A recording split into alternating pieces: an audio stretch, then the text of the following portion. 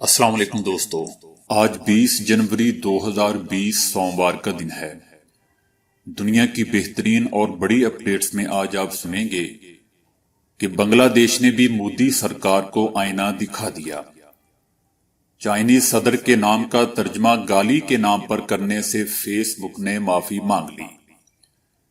دنیا میں رہائش کے لیے خطرناک ترین ممالک کی فہرست میں بھارت کون سے نمبر پر ہے؟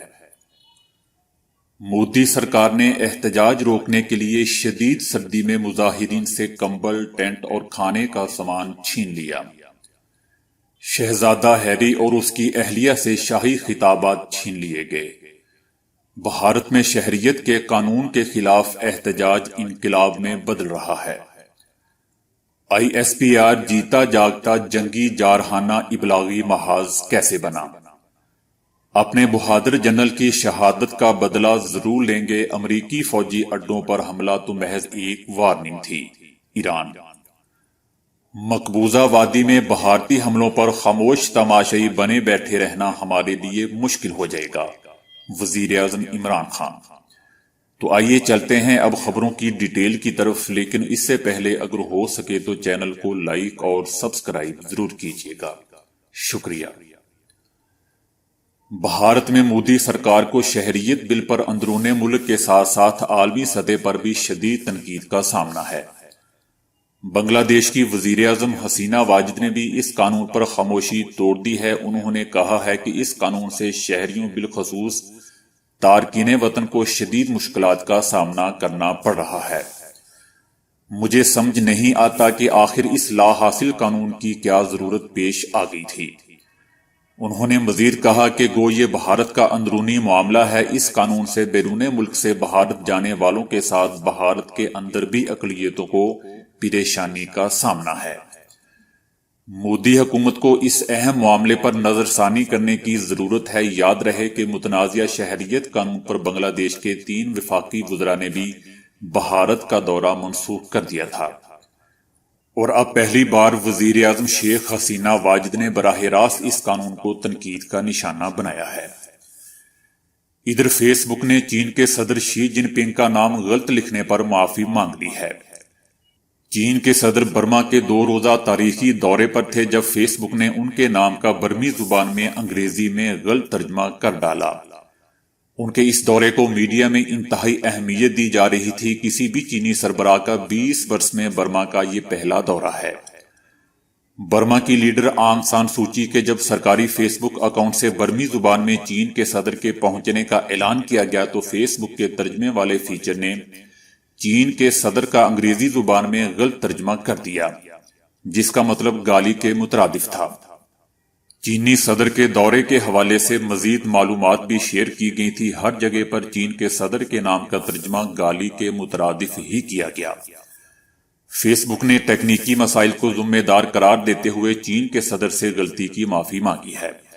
فیس بک کا کہنا تھا کہ تکنیکی مسائل کی وجہ سے برمی زبان سے انگریزی میں درست ترجمہ نہیں ہو سکا۔ ایسا نہیں ہونا چاہیے تھا، اور ہم ایسے اقدامات کر رہے ہیں جو یہ یقینی بنائیں گے کہ ایسی غلطی دوبارہ نہ ہو۔ فیس بک نے یہ بھی وضاحت دی ہے کہ چین کے صدر کا نام ان کے برمی زبان کے ڈیٹا میں موجود ہی نہیں تھا۔ ایسی صورتحال میں فیس بک کا سسٹم خود ہی اندازہ لگا کر ڈیٹا میں موجود ملتے جلتے الفاظ کے ساتھ جوڑ دیتا ہے۔ برما میں باخبر رہنے کے لیے فیس بک سب سے مشہور ذریعہ ہے۔ سیاستدان اور سرکاری عہدیدار بھی اعلانات اور بیانات کے لیے فیس بک کا ہی استعمال کرتے ہیں، لیکن چین میں اس کے استعمال پر پابندی عائد ہے۔ ادھر دنیا میں رہائش کے لیے خطرناک ترین ممالک کی فہرست میں بھارت 5ویں نمبر پر آ گیا ہے۔ سال 2019 کے لیے دنیا بھر کے 20 خطرناک ممالک کی فہرست جاری ہوئی ہے۔ اس جاری کردہ فہرست میں برازیل پہلے، جنوبی افریقہ دوسرے، نائجیریا تیسرے اور ارجنٹینا چوتھے نمبر پر ہیں، جبکہ بھارت دنیا بھر میں لوگوں کے رہنے کے لیے 5ویں نمبر پر بدترین خطرناک ملک قرار دیا گیا ہے۔ انسانی حقوق کی پامالی، عام آدمی کے استحصال، بچوں اور خواتین سے بدسلوکی کے واقعات اس میں شامل ہیں۔ اس کے ساتھ ساتھ شہریوں کے حقوق غصب کرنے، آزادی اظہار پر پابندی اور بنیادی حقوق سے محروم رکھنا بھی اس سروے میں شامل ہے۔ بھارت میں آج کل کالے قوانین کے خلاف ہر طبقہ سراپا احتجاج ہے۔ اس رینکنگ سے اب مودی سرکار کا چہرہ پہلے سے کہیں زیادہ صاف نظر آنے لگا ہے کہ وہ بھارت کے ساتھ کیا کر رہے ہیں۔ 5ویں نمبر پر بھارت کے بعد اس فہرست میں پیرو 6، کینیا 7ویں، یوکرائن 8ویں، ترکی 9ویں اور کولمبیا 10ویں نمبر پر موجود ہیں۔ اس فہرست میں حیرت انگیز طور پر برطانیہ 12ویں اور امریکہ 16ویں نمبر پر ہیں۔ اس کے علاوہ میکسیکو کو 11ویں نمبر پر دنیا کا خطرناک ترین ملک قرار دیا گیا ہے۔ اس کی وجہ یہ ہے کہ بھارتی حکومت کا مقبوضہ وادی میں غاصبانہ قانون نافذ کرنا اور نیا شہریت قانون لاگو کرنا ہے کہ اب بھارت کو 5ویں نمبر پر خطرناک ملک قرار دیا گیا ہے، جبکہ پاکستان کا نمبر 49واں ہے۔ ادھر مودی سرکار کی ظلم کی انتہا احتجاج روکنے کے لیے شدید سردی میں مظاہرین سے کمبل، ٹینٹ اور کھانے کا سامان چھین لیا گیا۔ بھارت میں مسلم دشمن قانون کے خلاف مظاہروں میں شدت آ رہی ہے۔ سخت سردی میں دہلی کے شاہین باغ کے بعد پٹنہ کے سبزی باغ میں بھی خواتین مظاہرین سراپا احتجاج بن گئی ہیں۔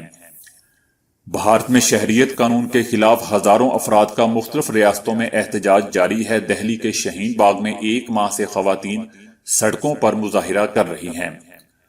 اب پٹنہ کے سبزی باغ میں بھی خواتین دھرنا دیے بیٹھی ہیں اور مزید مظاہرین کی تعداد میں اضافہ ہو رہا ہے۔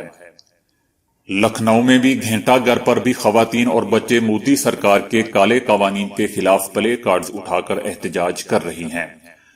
مظاہرین نے پلے کارڈز پر لکھا ہے کہ ہندو، مسلم، سکھ اور عیسائی سب آپس میں بھائی ہیں، جبکہ مودی سرکار کی پولیس احتجاج روکنے کے لیے شدید سردی میں مظاہرین سے کمبل، ٹینٹ اور کھانے پینے کا سامان چھین رہی ہے۔ ادھر شہزادہ ہیری اور ان کی اہلیہ آئندہ شاہی خطابات استعمال نہیں کر سکیں گے، جبکہ شاہی فرائض کی انجام دہی کے لیے ملنے والے عوامی فنڈز اب انہیں نہیں دیے جائیں گے۔ ہیری کا شاہی خاندان چھوڑنے کے اندیے پر ملکہ برطانیہ کی جانب سے اعلان سامنے آ گیا ہے۔ ملکہ الزبتھ کی جانب سے جاری بیان میں کہا گیا ہے کہ ہیری اور اس کی بیوی کا شاہی خدمات کا معاوضہ بند کر دیا گیا ہے۔ ہیری اور ان کی اہلیہ کو پبلک فنڈ سے پیسے نہیں ملیں گے۔ دونوں اب شاہی خاندان کے فعال ممبران نہیں رہے ہیں، اس لیے وہ شاہی خطابات کا استعمال بھی نہیں کر سکیں گے۔ چند روز قبل برطانوی شہزادے ہیری اور ان کی اہلیہ نے شاہی خاندان سے علیحدگی اور معاشی طور پر خود مختاری کا فیصلہ کرتے ہوئے شمالی امریکہ منتقل ہونے کا فیصلہ کیا تھا۔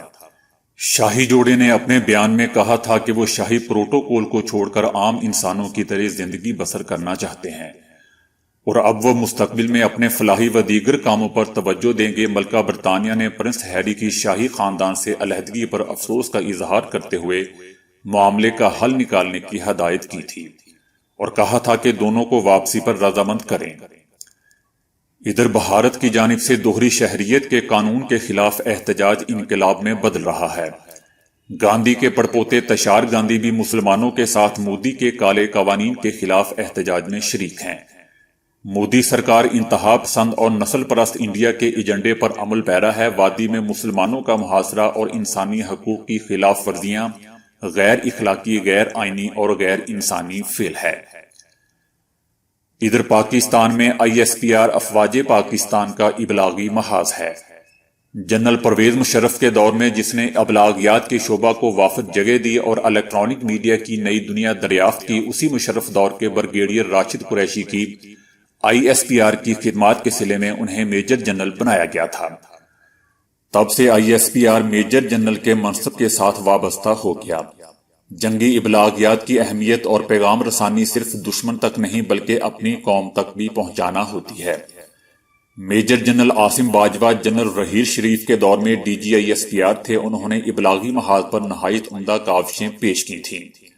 جنرل رحیل شریف رخصت ہوئے اور جنرل قمر باجوہ سامنے آئے تو انہوں نے میجر جنرل آصف غفور کو ISPR کی ذمہ داریاں سونپیں۔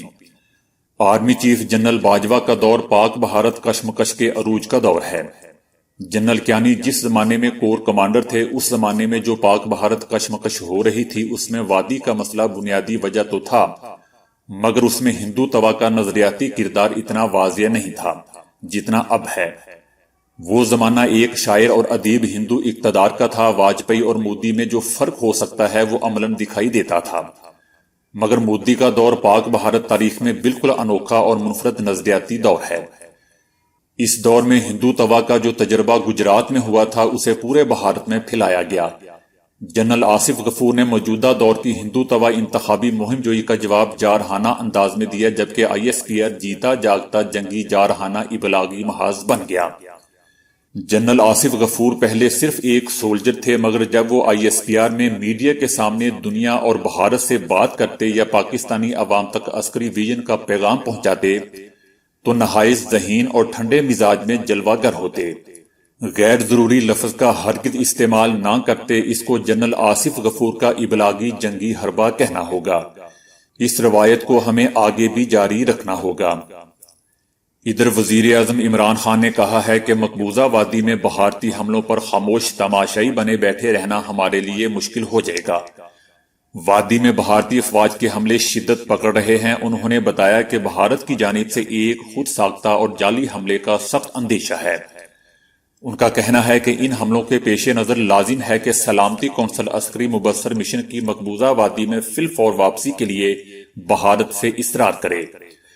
یاد رہے کہ زندگی کے مختلف شعبوں سے تعلق رکھنے والے لوگوں نے بھارتی فوج کے سابق سربراہ اور موجودہ chief of defence staff general Bipin Rawat کے حالیہ بیان کی شدید مذمت کی ہے، جس میں انہوں نے وادی کے نوجوانوں کے لیے نازی طرز کے عقوبت خانے قائم کرنے کا عندیہ دیا ہے۔ جنرل راوت نے نئی دہلی میں ایک کانفرنس سے اپنی تقریر میں کہا تھا کہ وادی کے نوجوانوں کو انتہا پسندی ختم کرنے والے کیمپوں میں ڈالا جانا چاہیے۔ اس کے علاوہ عمران خان کا کہنا تھا کہ بھارت نے اگر ایل او سی پر بھی حملے جاری رکھے تو پاکستان کے لیے خاموش رہنا مشکل ہو جائے گا۔ لائن آف کنٹرول پر نہتے شہریوں پر حملے نہ صرف معمول بن گئے ہیں بلکہ اس میں شدت بھی آ رہی ہے، جس کے پیش نظر لازم ہے کہ اس کا جواب دیا جائے۔